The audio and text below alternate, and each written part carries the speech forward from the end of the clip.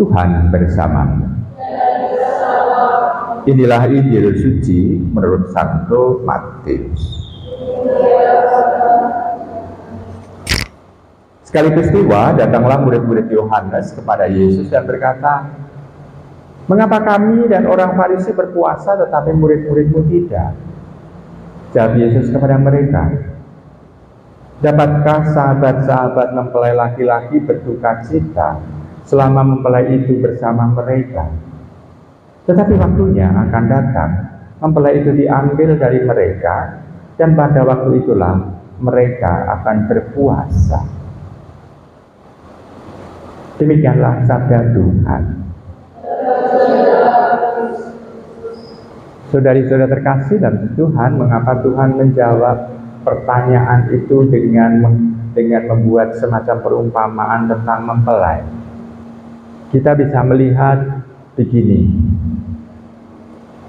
kita mencoba untuk melihat tentang APP kita saja supaya kita bisa mengaplikasikan dalam hidup. Jumlah waktu dari Rabu Abu sampai Sabtu Suci berapa hari? Pernah menghitung? Dari Rabu Abu sampai Sabtu Sepi gitu, bukan Sabtu Suci, tapi Sabtu Sepi. Sabtu Sepi itu Sabtu menjelang Paskah. Berapa hari? Halo? 46 hari. 46 hari. Berarti lebih dari masa puasa kita. Masa puasa kita berapa? APP 40 hari. Berarti yang 6 hari itu jatuhnya di mana? Di hari Minggu. Berarti hari Minggu adalah hari di mana kita bersama dengan sang mempelai. Berarti kalau bersama dengan sang mempelai, berarti kita tidak puasa dan tidak pantang.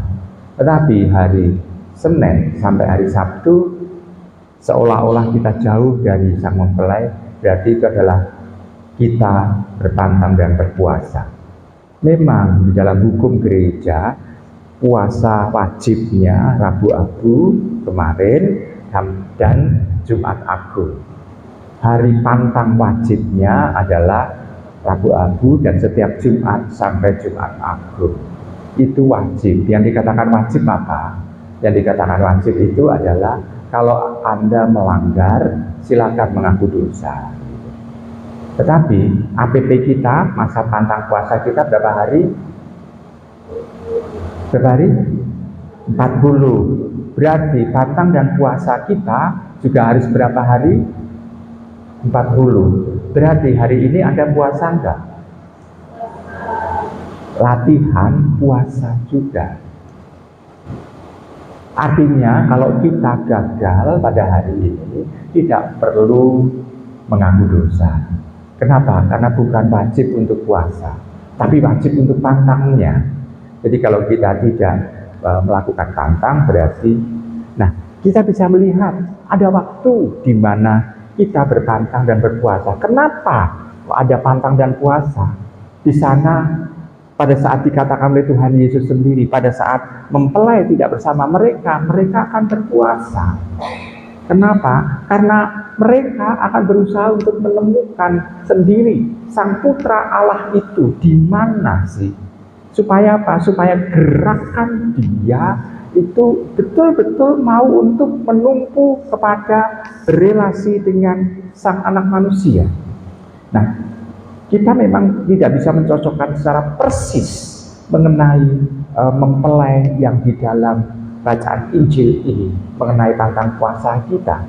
Tapi yang jelas adalah puasa dan pantang kita mau untuk membentuk diri kita sedemikian rupa supaya isi hati kita dan isi pikiran kita ini dipenuhi dengan Allah. Kalau dipenuhi dengan Allah, maka dengan sendirinya kita akan mampu untuk mengendalikan nafsu. Saudari-saudari terkasih, di satu sisi nafsu adalah penting. Orang kalau tidak punya nafsu makan, misalnya kita ada di rumah sakit, tidak punya nafsu makan, berarti kesembuhan orang itu masih jauh. Tapi kalau nafsu makannya itu banyak, oh berarti orang itu kesembuhannya sudah dekat. Gitu. Kadang-kala begitu kan. Saya juga melihat bahwa oh kalau bapak dan ibu saya tidak bernafsu, saya juga tidak lahir. Berarti kita bisa melihat nafsu itu penting untuk kehidupan manusia, tetapi harus dikendalikan. Kalau orang bernafsu makan banyak sekali, menghabiskan banyak sekali, akhirnya menjadi orang yang sungguh-sungguh bisa melebarkan dirinya sedemikian rupa ke samping, ke depan, ke belakang, begitu ya. Maju perut, pantat mundur, gitu segala macam itu. Ada sesuatu proses seperti itu, berarti ini berlebihan. Jantungnya tidak akan bisa berkembang, masih tetap segini. Sedangkan yang lain-lain, organ-organ yang lain tidak, malah menyusahkan dirinya sendiri. Berarti kita bisa melihat kalau orang tidak bisa mengatur sedemikian rupa dirinya, dia menjadi orang yang justru tidak terkendali, akan banyak menghabiskan. Maka kita bisa melihat bahwa oh ternyata puasa adalah latihan bagi diri kita. Tuhan mengajak kepada kita supaya kita berlatih untuk mengendalikan diri. Kalau mampu orang mengendalikan nafsu itu, dia mampu mengendalikan hidupnya. Dan hidup kita adalah hidup yang mau mengarah kepada Allah.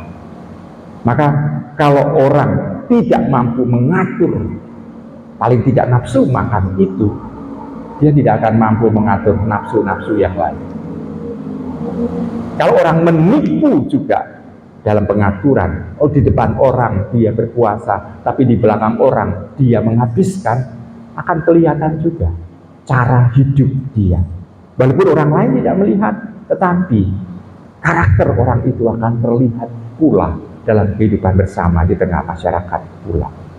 Nah, saudari-saudari kasih dalam Tuhan, maka mari kita mencoba untuk menggunakan masa APP ini untuk melatih diri kita sedemikian rupa supaya kita bisa menyerupai apa yang dikehendaki Allah. Puasa bukan sebagai kewajiban, tetapi sebagai sarana melatih kita. Selamat merenungkan.